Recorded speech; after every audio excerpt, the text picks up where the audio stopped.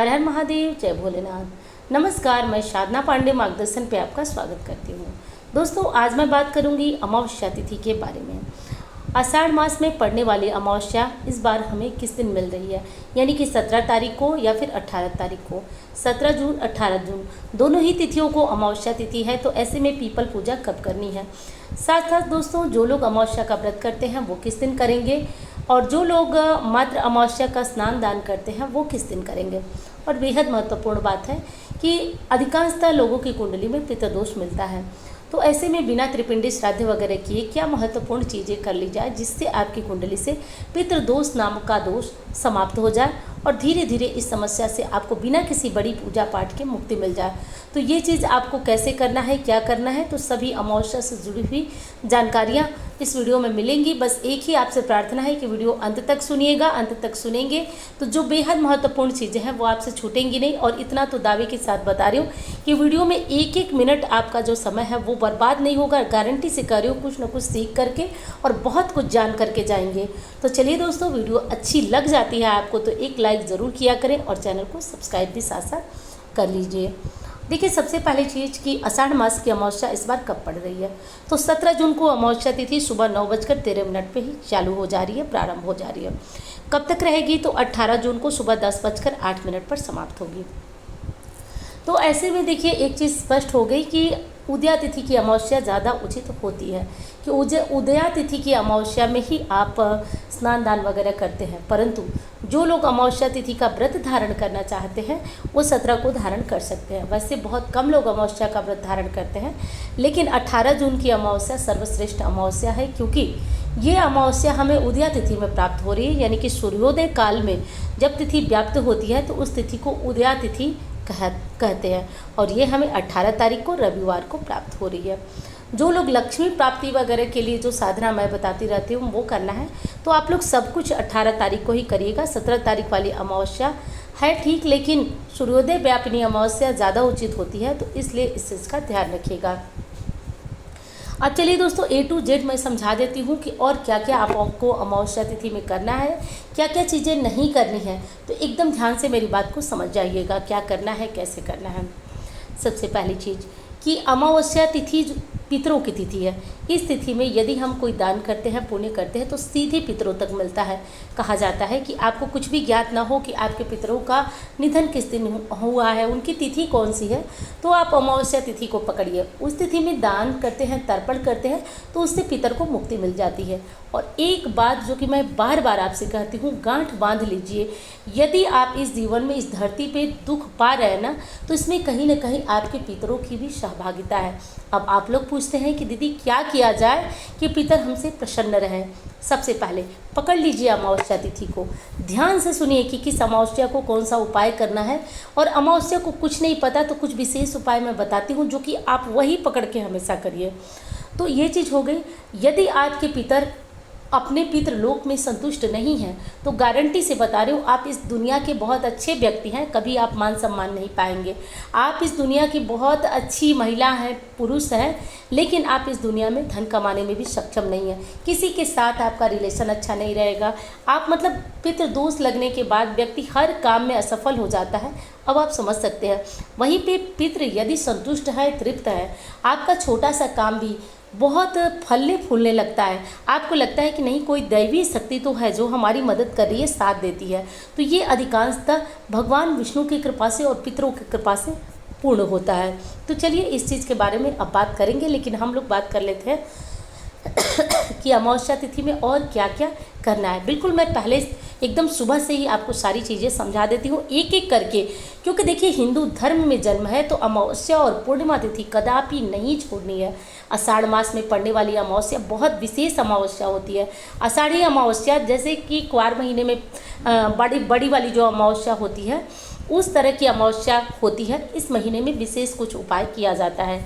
तो देखिए, सबसे पहली चीज़, महिला है पुरुष है, हर कोई क्या करे कि आज सूर्योदय से पहले जग जाइएगा। अब कुछ लोगों की ये बात होती है कि सूर्योदय जो है वो सोचते हैं कि 5-6 बजे हो रहा है, लेकिन आजकल आप लोग गूगल कर लीजिएगा, सूर्योदय बहुत पहले हो रहा है। 5-5:15 बजे करीब सूर्योदय दिखाई देने, मतलब सूर्य निकल जा रहा है। उससे पहले आपको जगना है। पहली चीज़ ये नोट कर लीजिए, रोज़ नहीं जग पाते हैं, आज नोट करिए।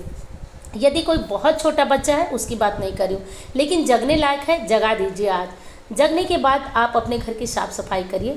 यदि मेड आपकी लेट आती हैं तो आप फिर भी उनको छोड़िए, हटाइए आज मेड को। आप अपने हाथ से खुद आज बहुत अच्छी तरह साफ़ सफाई करिए।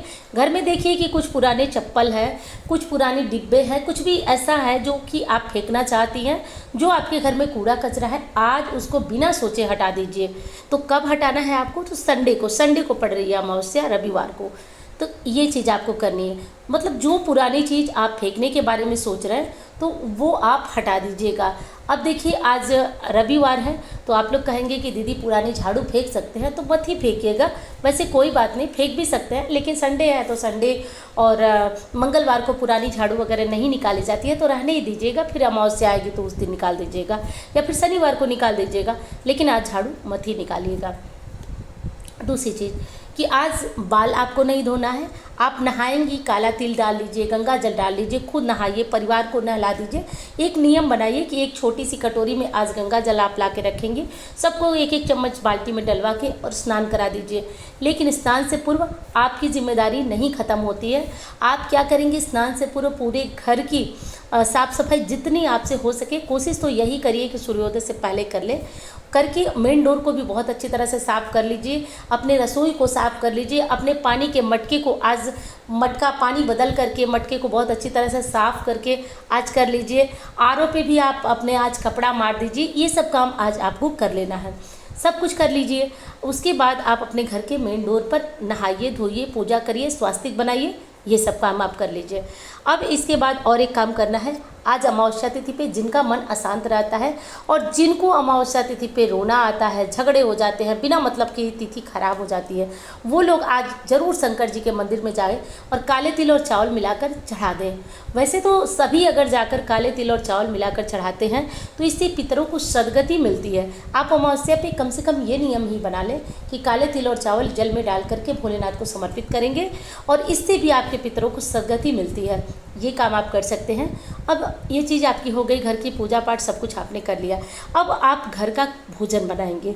भोजन में जो भी चीज़ आपकी पहली बन रही है, पहले नाश्ता, पोहा, हलवा, जो भी चीज़ें आप बनाते हैं उसमें से थोड़ा थोड़ा 3 स्थान पे निकाल दीजिए। किसी को खाना देने से पहले रोटी का इंतज़ार मत करिएगा कि नाश्ता कर लिए रोटी बनेगी तभी निकलेगी।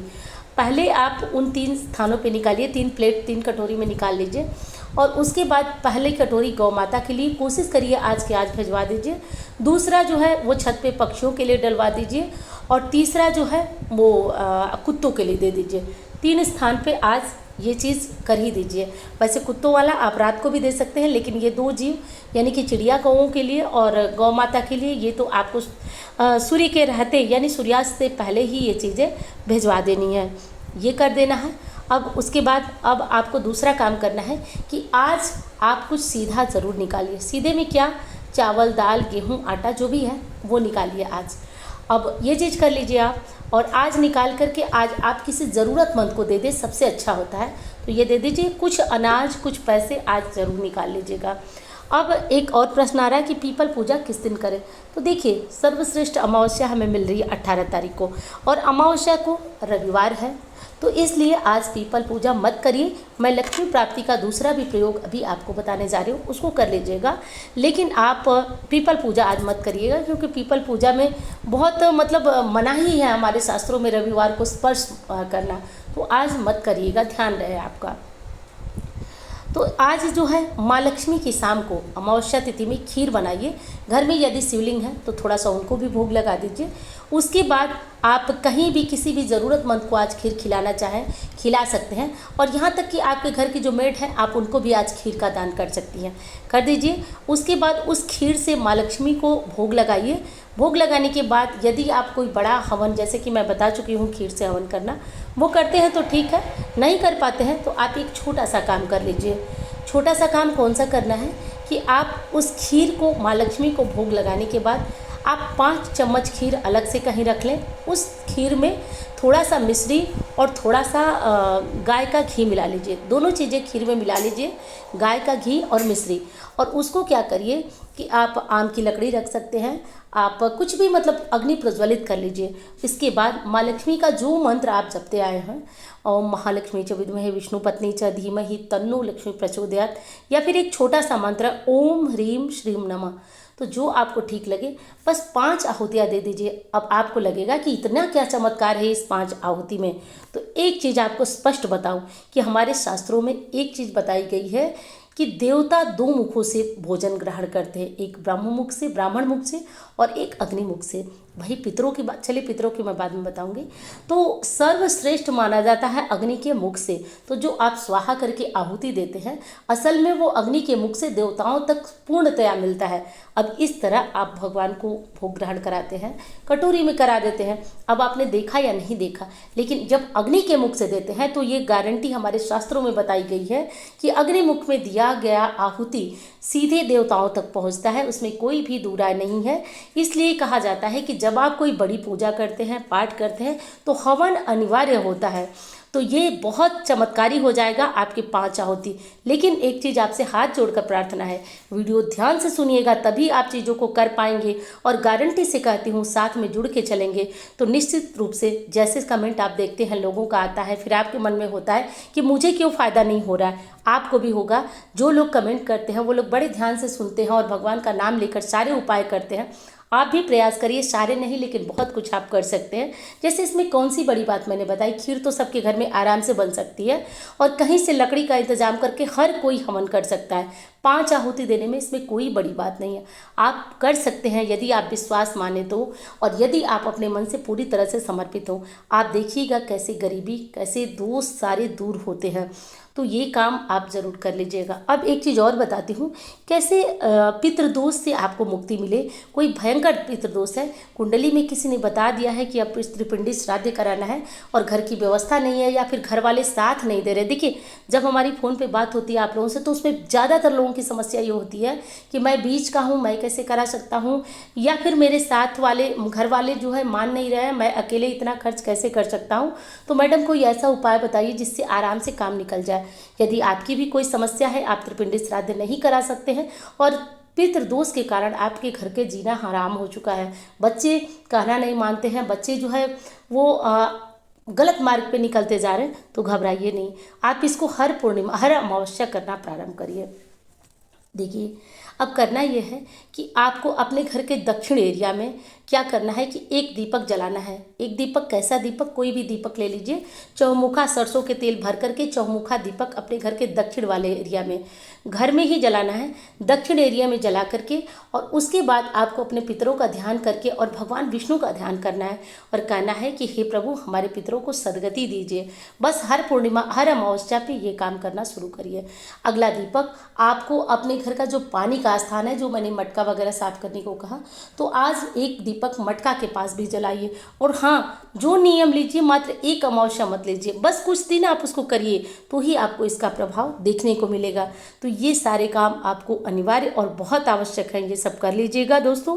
और एक चीज़ और बता देती हूँ कि आज संडे है, तो भूल करके आप महिलाएं बाल मत धोइएगा और भूल करके भी आज ऑरेंज वाला सिंदूर कदापि नहीं लगाया जाता है। कोई नया कपड़ा भी आज धारण मत करिएगा, नया कपड़ा होता है ना। और हाँ, एक चीज़ और होती है, संडे होती है तो बहुत सारे लोग जो कि आज ही फ्री होते हैं, तो हम सोचते हैं कि कुछ सामान खरीद लाए। तो आज कोई सामान वगैरह जैसे नए कपड़े या कुछ भी लेना है तो आज के दिन को छोड़ दीजिएगा, क्योंकि आज अमावस्या है। तो कोई नई खरीदारी भी आज मत करिएगा, सिंदूर भी मत लगाइएगा। साथ साथ एक चीज़ और करिएगा, मतलब कोई नई चीज़ आज यदि लाए हैं और सोच रहे हैं कि उसको ट्राई कर ले, जैसे कोई चप्पल है, कोई कपड़ा है, तो आज के दिन को हटा दीजिएगा और आज ट्राई भी मत करिएगा। कोई नई चीज़ धारण मत करिएगा, ब्रह्मचर्य का पालन करिएगा। तो बहुत ज़्यादा ध्यान इस सारी चीज़ों का आप लोग रखिएगा। और हाँ दोस्तों, इंस्टाग्राम पे भी मैं आजकल आपके रिप्लाई कर रही हूँ, तो आप वहाँ पे भी मुझे मैसेज कर सकते हैं। और ये जो नंबर देख रहे हैं आप, इस पर मुझसे कुंडली दिखाने के लिए पर्सनल जो है कि कंसल्ट कर सकते हैं। तो वीडियो कैसी लगी बताइएगा ज़रूर, अच्छी लगती है तो लाइक करिए, चैनल को सब्सक्राइब करिए। धन्यवाद।